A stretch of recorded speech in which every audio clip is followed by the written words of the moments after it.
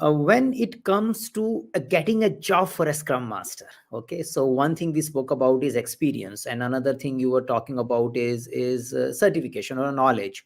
Now, what kind of experience one should have? Why I'm asking this question is that good number of Scrum implementation may not be called Scrum by someone else. So I might believe that I am doing a great Scrum Master job, and someone will say, no, you are not doing the Scrum Master job. So how one can self evaluate? We are not talking about someone else evaluating. Self evaluate the quality of experience if we talk about Scrum Master thing. There are a lot of Scrum Masters already in the market who do a lot of traditional practices. For example, they have never know the meaning of something called as a cross-functional team. They never. But still, they wanted to implement Scrum in one way or the other. The idea is very simple.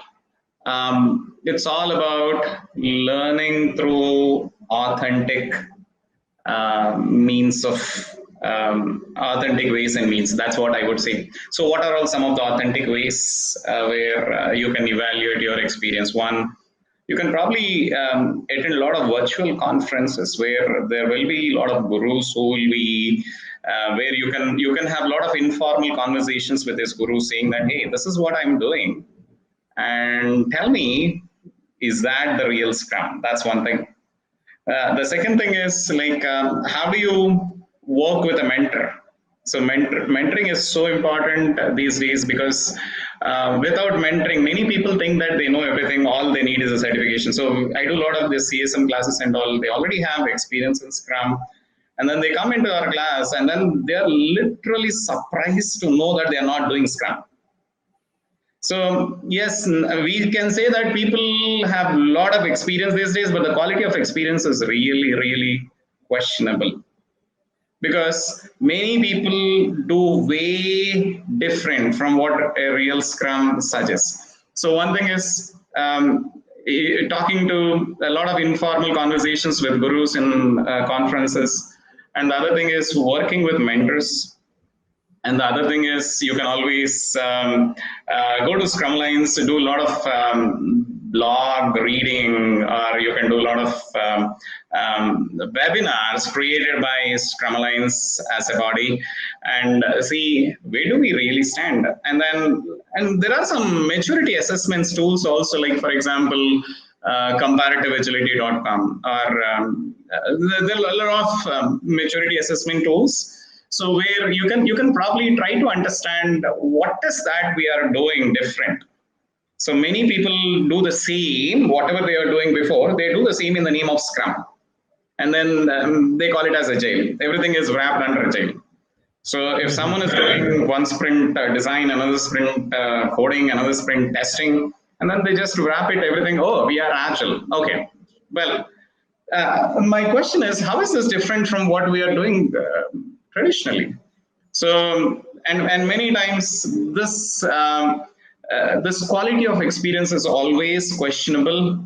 And some of the skills that I would look from a Scrum Master is, a Scrum Master is a great educator, where you are an expert of Scrum, where you know in and out of Scrum. That's something where that mastery you should try to achieve. The second thing is you should be really, really good at facilitating. So how do you help teams to explore their own problems and come up with a solution? So you should be a great facilitator. You should know a lot of this facilitation structures, containers. There are a lot of, for example, you have something like liberating structures. You have so many facilitation containers. And apart from that, you can also work on your coaching skills. Yes, coaching, it goes to little advanced, but most of the Scrum Masters, what I have seen is a Scrum is very, very hard to swim against the tide, because you are fighting against, like, instead of using the word fighting, because you're literally working against people who have a different thought process versus you have a different thought process. So without being an effective coach, you cannot go really far.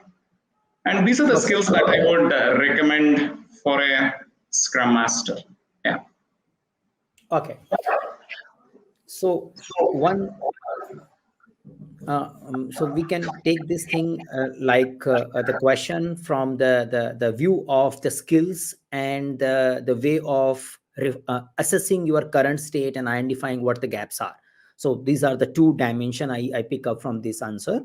And the skill side, we can talk about the ability to facilitate, ability to coach, ability to work with people, ability to facilitate the whole thing rather than doing yourself. That's the whole thing. And knowing these Scrum theories to start with, that's the starting point. Now one may believe that they are already good in it. That's the another possibility. And then you need to have some check, some assessment, some conversation.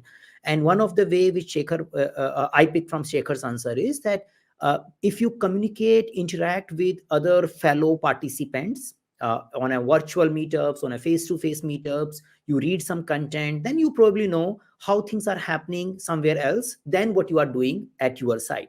And then probably you will also get exposed to the unknown area which might not be coming to you when you were doing your own job. You might be thinking you are doing the best job. Yeah, that's the another possibility. And once you start discovering these things, you probably can work with few mentors. You can identify a mentor who probably have these experience and who can guide you and take it forward. That's the process. And you might take some mentoring programs. You might work with advanced certification, which helps you to get some amount of mentoring as well in the content space. So doing advanced Scrum Master may give you a outlook of what might be missing. You might be ignoring that fact. That's the one thing. And then as I have been talking from last few events, that mentoring site which we have created, oguild.com, can also help you in interacting, sharing your experience, as well as finding the appropriate mentor to work with. So these are the possible way one can move forward.